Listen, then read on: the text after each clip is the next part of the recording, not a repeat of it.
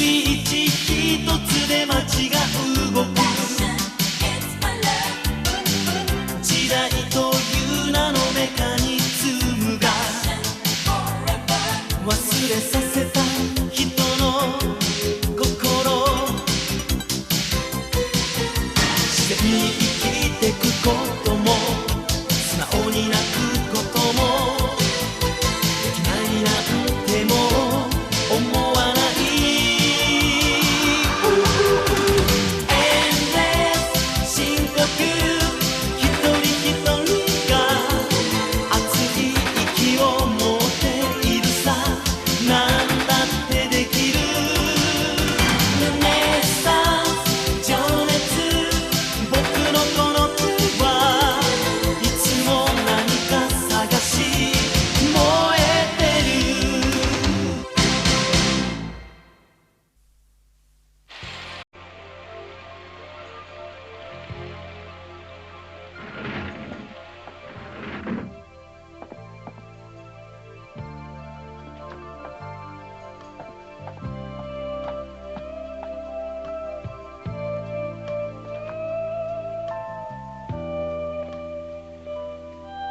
Je déteste cette saison, il pleut tout le temps, on est obligé de rester à l'intérieur et on ne sait même pas comment s'occuper. Alors ça, tu peux le dire. Ah. Qu'est-ce que tu regardes comme ça? Le client qui vient d'entrer. Où ça? Mais qu'est-ce qu'il a regardé partout comme ça? Il arrête pas de tourner la tête à droite et à gauche. Hein?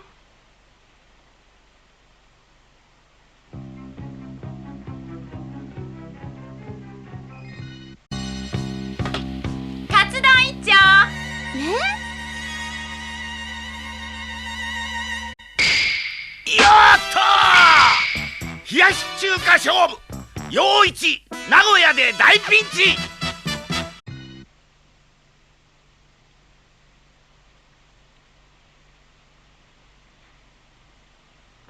Pourquoi il regarde dans le vide comme ça?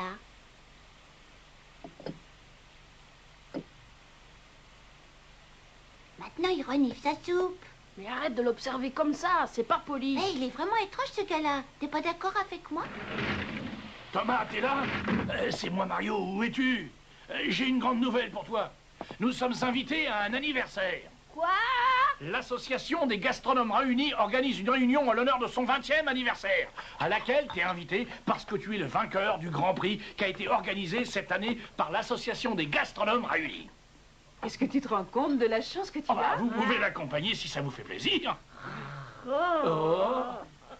Vous aussi, bien sûr. Vous pouvez venir avec nous si vous voulez. Mais dites-moi, quel rôle je vais jouer au milieu de tous ces gens? Eh bien, tout ce qu'on te demande, c'est de préparer un petit discours que tu devras lire devant les membres de l'association. Quoi? Je devrais dire un discours en public? Mon Dieu, quelle horreur! Oh non, je suis trop timide, j'oserais jamais faire une chose pareille. Écoute, je te réserve même une grande surprise. Il est possible que tu rencontres l'une des personnalités les plus grandes de notre pays. De qui est-ce que vous voulez parler? Je veux parler de Monsieur Coutelier. C'est ainsi qu'on le surnomme dans notre milieu. Et tu sais pourquoi? Parce que c'est le meilleur fabricant de couteaux du monde entier. Et Gaspard Savoureux l'a invité, il a accepté. C'est un honneur pour nous tous. Normalement, il n'accepte aucune invitation. Je vous ai mis l'argent que je vous devais sur la table, le compte y est. Allez, au revoir. Attendez une minute. Vous n'avez pas mangé votre soupe? Elle n'est pas bonne. Comment ça, elle n'est pas bonne? Elle a un goût de rouille, ça doit venir de vos couteaux. De nos couteaux? Ils sont sûrement rouillés.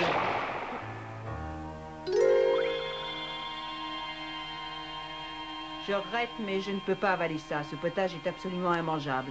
Je risquerais de me rendre malade, vous comprenez? Oh, attendez une seconde.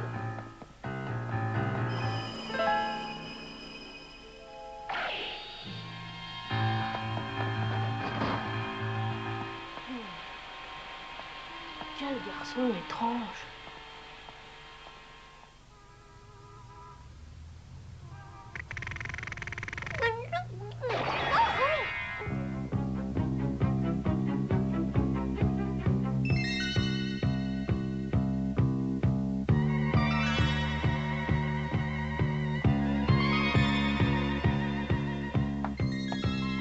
Comme il est beau.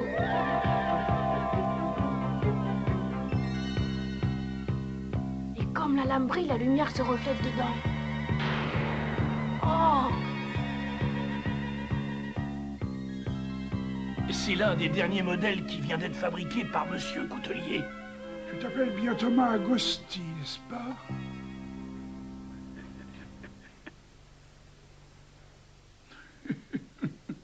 Qui êtes-vous? Je ne vous ai jamais vu.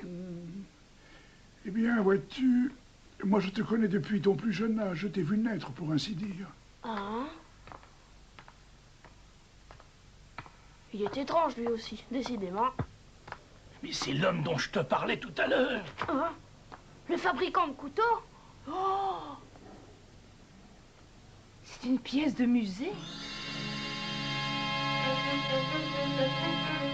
J'ai déjà vu ce sigle quelque part. Ah, mais oui, je me souviens. Tu parles toute seule, maman, t'as un problème? Non, tout va bien. Ça, c'est bizarre. Il faut que j'éclaircisse ce mystère. Si nous sommes tous réunis ici, c'est pour fêter ensemble un événement important, puisque l'association des gastronomes réunis a 20 ans aujourd'hui. Si cette association a pris une telle ampleur, c'est grâce à tous les efforts que vous avez fournis durant ces longues années. Et je tiens à vous en féliciter. Aussi, je vous exhorte tous à poursuivre vos efforts de façon à ce qu'un jour, notre association soit connue de tous. Maintenant, mesdames et messieurs, nous allons écouter le discours de Monsieur Coutelier. Le voici et nous l'applaudissons très fort.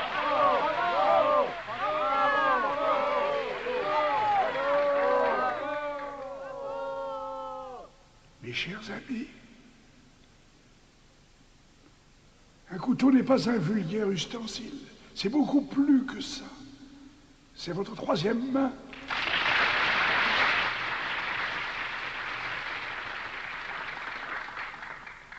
C'est très profond ce qu'il vient de dire là. Et quand on réfléchit bien, on s'aperçoit qu'il a raison.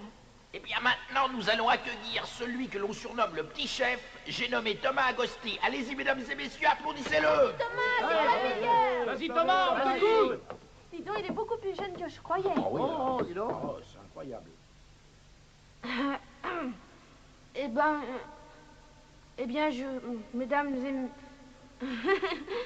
et... je ne sais plus ce que je devais dire, excusez-moi, ça doit être l'émotion. Détends-toi. Oui. Tout ce que je voulais dire, c'est qu'en cuisine, ce qu'il y a de plus important, c'est la créativité. Un bon cuisinier doit faire preuve d'imagination et apporter un peu d'originalité à sa nourriture. L'important, c'est de se convaincre soi-même qu'on peut toujours faire mieux. Et puis, il faut en vouloir et être prêt à se battre. Et garder un seul et même objectif en tête, toujours satisfaire les clients. Voilà le secret de la réussite.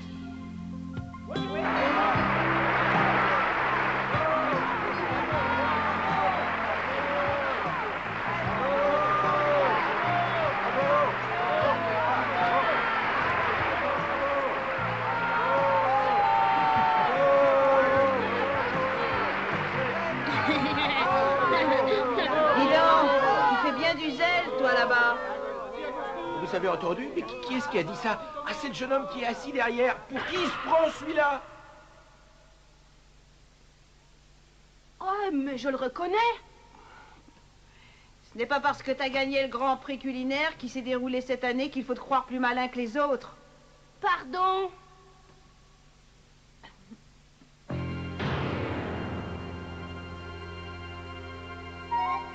Puisque tu te crois si fort, j'ai un petit marché à te proposer. On va voir si tu as autant de talent que tu le prétends. Attends une seconde. Je veux savoir qui tu es. Je m'appelle Frédéric. Tu es d'accord pour te mesurer à moi? Si tu ne t'en sens pas le courage, tu peux toujours refuser. Pas question. Je ne refuse jamais de participer à un match. Ah, je vois que tu as du cran parfait.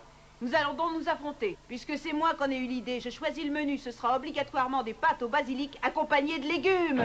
Comme tu voudras. Alors, on se calme, on se calme. Nous sommes ici pour fêter un anniversaire. Il ne s'agit pas d'un concours culinaire. Non, laisse Théodule. Qui sait, ça risque d'être amusant. Décidément, on aura tout vu. Voilà que vous prenez leur défense. Maintenant, où va-t-on? Moi, je veux être l'arbitre. Si tout le monde est d'accord, bien sûr. Bonjour, mes amis, et bienvenue parmi nous. Aujourd'hui, je vais vous expliquer en détail comment réaliser d'excellentes pâtes au basilic. Attention, vous êtes prêts? Maintenant, ouvrez bien vos oreilles.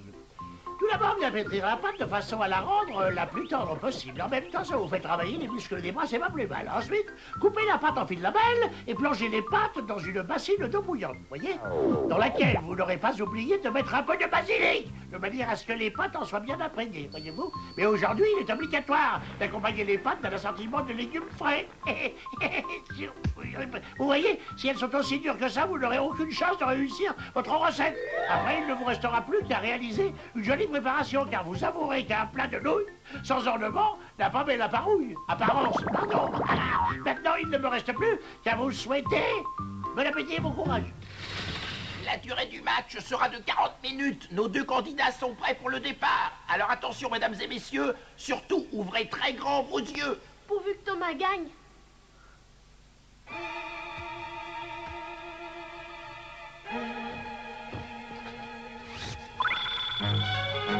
Puissance, mon couteau. Ah.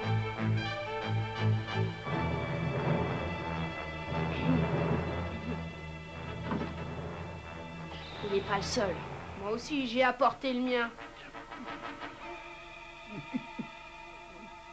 À vos marques. Prêts. Partez.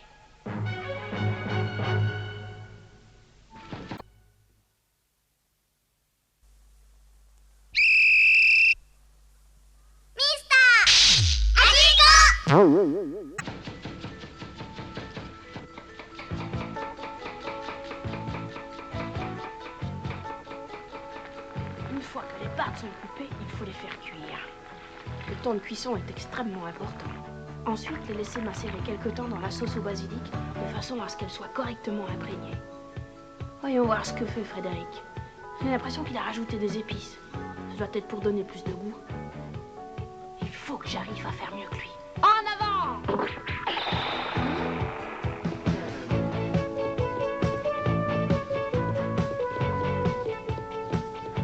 J'ai une idée. Je vais faire quelques petites entailles. Comme ça, l'odeur de basilic pénétrera encore mieux à l'intérieur. Très ingénieux. J'ai l'impression que ce petit Frédéric va donner quelques problèmes à Thomas. En tout cas, il ne manque pas d'imagination.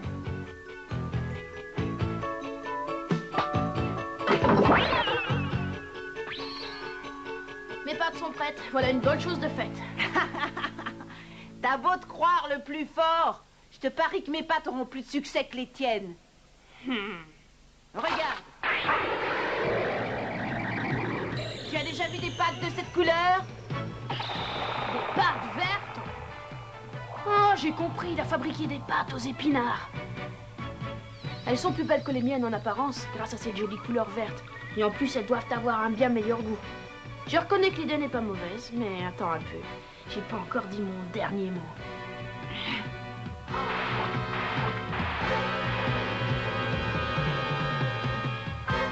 On peut savoir ce que tu comptes faire de tous ces légumes? Je suis le spécialiste des pâtes en salade. Alors, qu'est-ce que tu dis de ça? Avoue que t'es stupéfait, pas vrai? Et où as-tu trouvé une idée aussi originale? Et attends, t'as pas tout vu. Sur ma salade, je rajoute encore quelques tranches de roast beef. Je l'ai toujours dit, en cuisine, l'important c'est d'avoir des idées. Oh, je dois avouer que de ce côté-là, j'ai manqué d'originalité. Tout ce que j'ai pu trouver, c'est des concombres, du jambon, des œufs, du poulet. Ça n'a rien d'extraordinaire. J'ai peut-être eu tort de crier victoire si vite, mais ce n'est pas le moment de se laisser aller. Je veux gagner ce match. Et je trouverai un moyen de le remporter. Tu entends, Thomas? C'est moi qui remporterai la victoire. Le temps est écoulé. Maître coutelier, pourriez-vous, je vous prie, goûter chacune de ces préparations? Allez-y.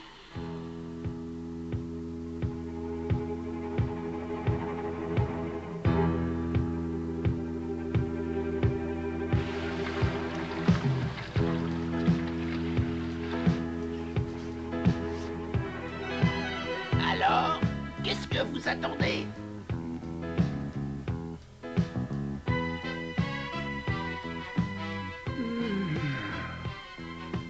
Maintenant, je vais pouvoir vous communiquer le résultat du match. Mesdames et messieurs, c'est Frédéric qui est le vainqueur d'aujourd'hui.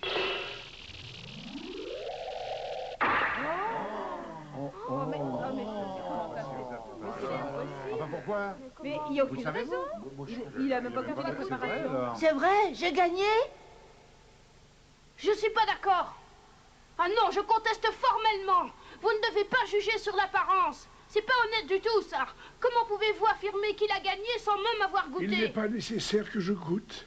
Ça ne changera rien à ma décision. Oh?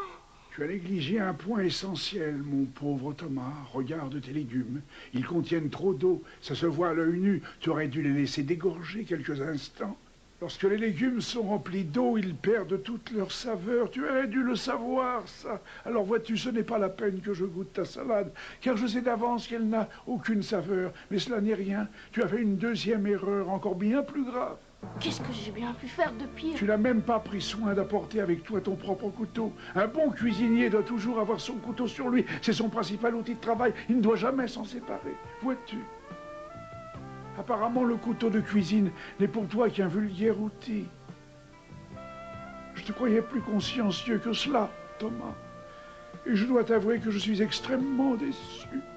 Tu as soi-disant gagné le Grand Prix. Je finis par me demander si tu l'as bien mérité. Tu n'es pas digne de ton titre. Tu ne peux pas prétendre être le petit génie de la cuisine.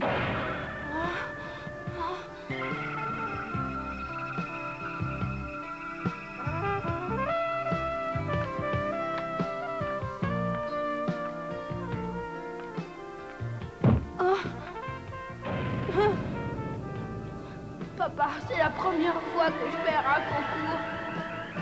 La première fois de ma vie.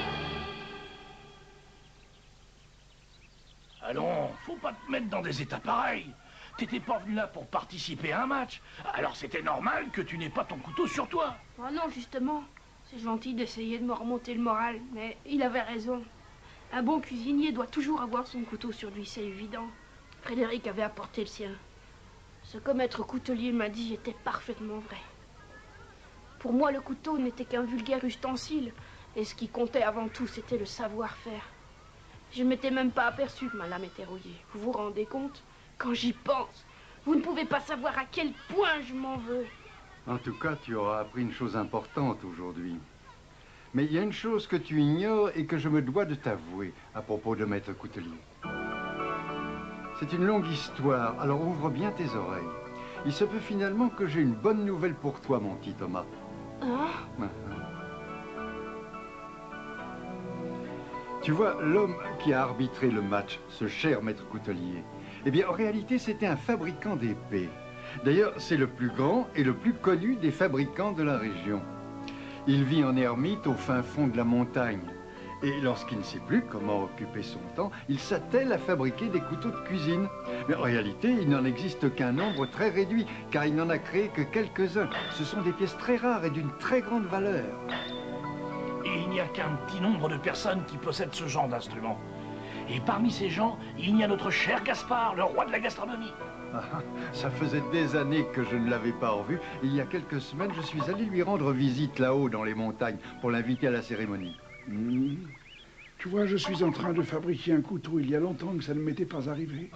À qui est-il destiné? Tu as déjà réfléchi à qui tu allais l'offrir? Non, pas encore. Il faut que je réfléchisse sérieusement à la question. Tout ce que je sais, c'est que je l'offrirai à quelqu'un qui saura en prendre grand soin, quelqu'un en qui j'ai toute confiance. Je ne voudrais pas voir cette pièce de musée complètement détériorée. C'est pourquoi je ne le mettrai pas entre les mains de n'importe qui. Tu sais, les années passent et je commence à devenir vieux, alors ce sera probablement le dernier couteau de ma vie. Oh, mais non, voyons, ne dis pas des bêtises, tu as une santé de fer. Mais tu sais, ce jeune garçon qui a participé au match, oui, eh bien, il vient me voir tous les jours. Non, il est très intéressé par mes couteaux. Donc, tu veux parler de Frédéric? Oui, il m'a vraiment épaté l'autre jour. C'est un garçon qui a de grands talents, sais-tu, mais comme tous les jeunes, il a encore beaucoup de choses à apprendre. Alors je lui ai conseillé de rendre visite à tous les cuisiniers qui possèdent un des couteaux de ma fabrication et d'observer leur façon de s'en servir. Et dans quelque temps, il pourra revenir me voir. En même temps, ce sera l'occasion pour lui de rencontrer des grands noms de la gastronomie et de se perfectionner dans ce domaine. Puis au fond, c'est une opportunité pour lui, car il réalisera qu'un couteau est un outil de travail précieux et non un vulgaire ustensile de cuisine.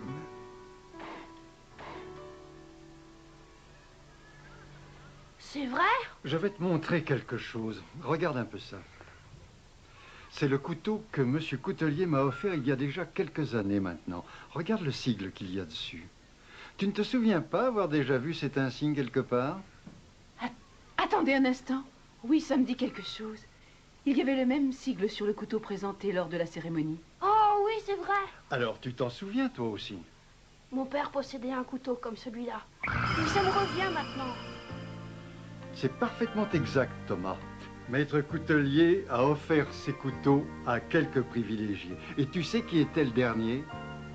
Ton père. Mon père faisait partie des privilégiés. Sais-tu pourquoi Frédéric tenait tant à faire ce match contre toi? Eh bien, c'est parce qu'il espérait remporter la victoire et obtenir en récompense l'un des fameux couteaux de Monsieur Coutelier. Tu vois, Thomas, contrairement à toi, Frédéric est conscient de la valeur de cet objet et je pense qu'il mériterait d'en avoir un. Malheureusement, il n'est pas aussi chanceux que toi. Toi, tu possèdes celui de ton père. Alors maintenant, il t'appartient. Je te conseille d'en prendre bien soin. Le train à destination de Tokyo va entrer en gare dans quelques minutes. Vous êtes prié de vous éloigner de la bordure du quai. T'as vu tous les chocolats que j'ai achetés? J'ai fait une provision. Tu te plaindras pas si t'as mal à l'estomac. Regarde, Théodule, il en a acheté bien plus que moi. Il m'a dit qu'il allait faire des cadeaux avec. Je me demande bien à qui il va les offrir. Attention. Oh, Thomas, qu'est-ce qu'il fabrique? Oh, quelle catastrophe! Il s'est trompé de train. Il faut le prévenir. Thomas, reviens ici. Ce n'est pas ton train. Oh mon Dieu! Descends tout de suite, c'est pas ce train que tu dois prendre, tu vas partir dans la mauvaise direction. Aïe! Mon Dieu, mes chocolats!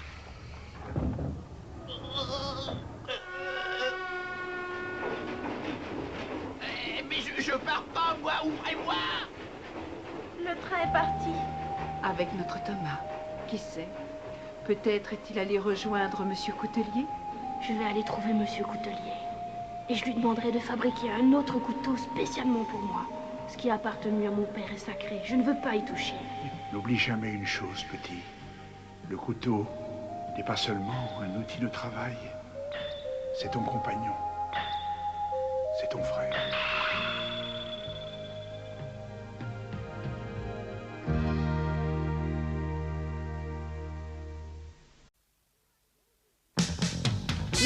滝沢彦之助先生の包丁を求めて京都へ行った俺は再び冷やし中華を作るチャンスを得たんだ。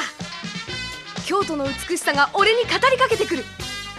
俺はそれを料理に生かすんだ。そして意外な小吉の秘密とは。次回ミスター味っ子冷やし中華勝負、京の都で大逆転。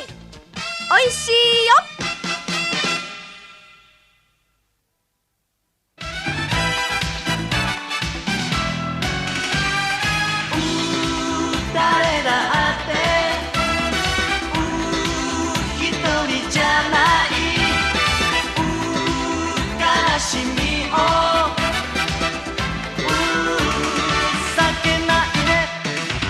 カフェの落書きには甘く苦い思い出、よく喧嘩をしてた頃の下手な文字が今も残る。